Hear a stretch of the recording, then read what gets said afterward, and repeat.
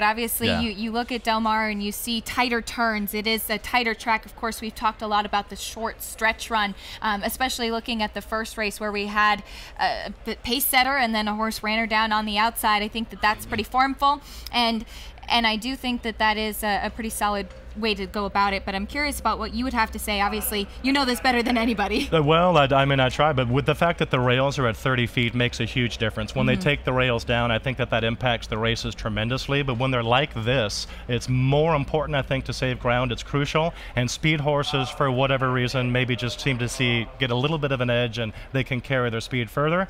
As soon as I say that, though, here comes somebody from off the pace dead last, and they're going to eat you up. So, all right, last chance to get your money down for the pick six. New money is more than 161,000. Gross pool right about 200 right now. And we're about to send it off to one of the very best in the business, Del Mar's own track announcer, Trevor Denman. God damn it, Dave! Our slick check is in. Biscate loaded. The Soul Heart of Mine going in. Super Good is loaded. Here's Good Things Take Time. Mandy's Grace. Curlin's Journey goes in. Here comes Camino's Song. Camino's Song is in. Mandy's Grace on the outside. Dee Dee's Loot will be second last. Dee Dee's Loot goes in. And Ever So True, the last one. Going in.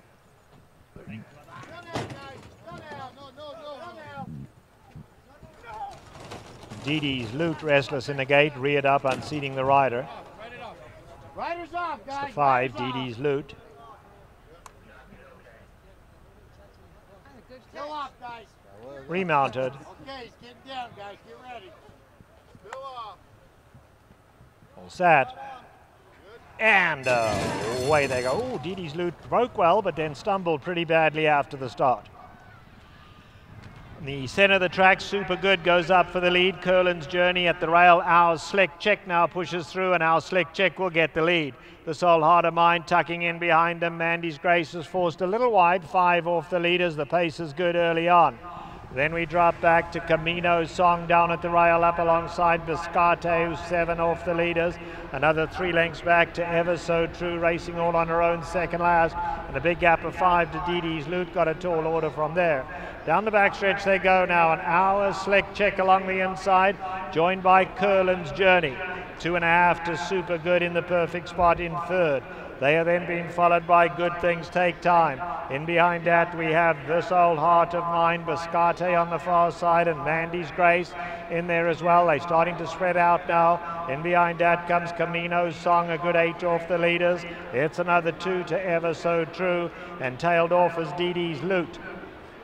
They are coming to the top of the lane, and Our Slick Check still a narrow leader, but Our Slick Check now taken on the far side by Curlin's Journey. Good Things Take Time is in with a big shot as well, trying to run on late as Ever So True. Red Cap on the outside. They're at the top of the lane, and Good Things Take Time strikes the front and kicks for home. Ever So True coming smartly down the center. Ever So True in full flight, got to get to Good Things Take Time. Good Things Take Time digs deep, finds more. Good Things Take Time will win it. Good Things Take Time kept Ever So True at bay to win 3 parts of a length. Super Good was third.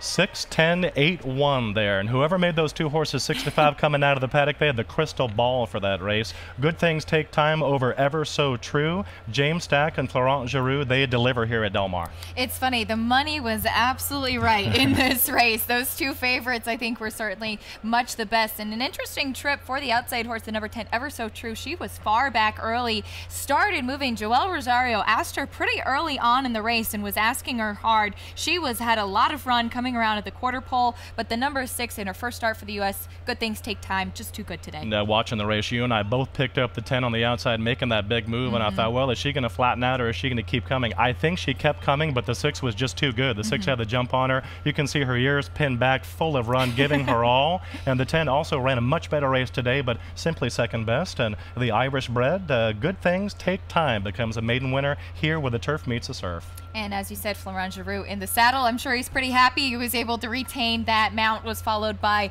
the number 8, Super Good, to be third. A horse that we talked about, the 5, DD's Loot, unfortunately took a bit of a stumble out of the gate. It did get a little bit worked up, but pretty formful race to start things off with the big 6. If you played the Superfect, it looked like the one Our Slick Chick got in 4th, and it looked like they were setting a demanding pace. I didn't see the fractions, but just looked like they were going pretty good up there early. Held on to be 4th, but even with the rails at 30 feet, you got the 2 best horses here in the race. Didn't really matter where they came from. Their superiority was able to win out there in the end.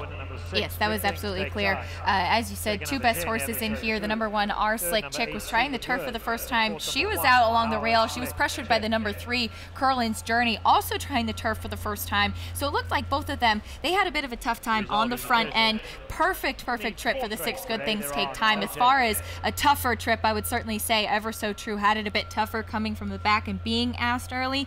Pretty excited to see that one run next time out. I'd have to think that she's going to be pretty close to odds on to break her maiden the next time she runs. So. Yeah, so Ever So True for that 3rd start next time. But today, as we see, coming back to the winner's circle here under jockey Florent Giroux.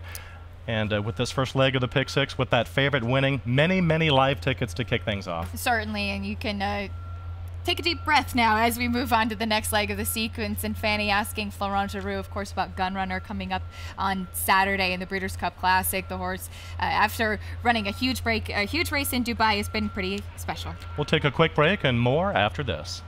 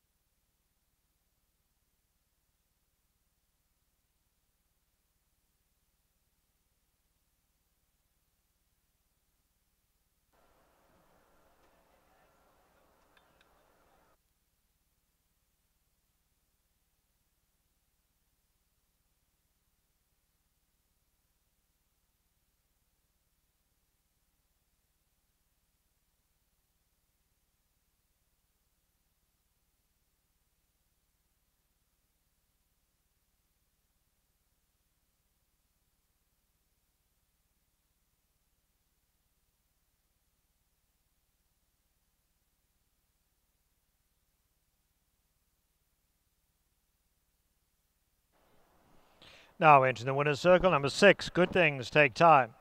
She's a 2-year-old bay filly by Canford Cliffs, out of Addicted to Progress. She's owned by Sheep Pond Partners, Bradley Thoroughbreds and Cambron. Winning trainer is James Stack. The winning rider, Florent Giroux. The winner was bred in Ireland by David Keohane and Casey McLiney.